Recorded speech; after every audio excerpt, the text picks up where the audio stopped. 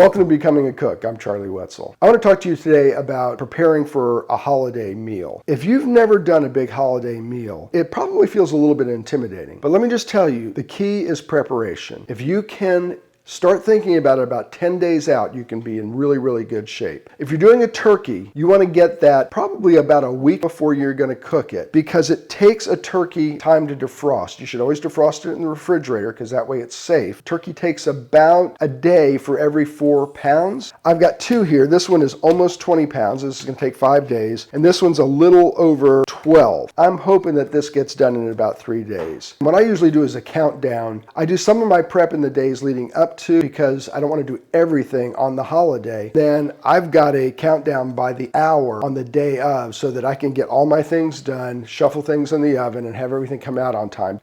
If you can do that, you can cook a big holiday meal at Thanksgiving or Christmas.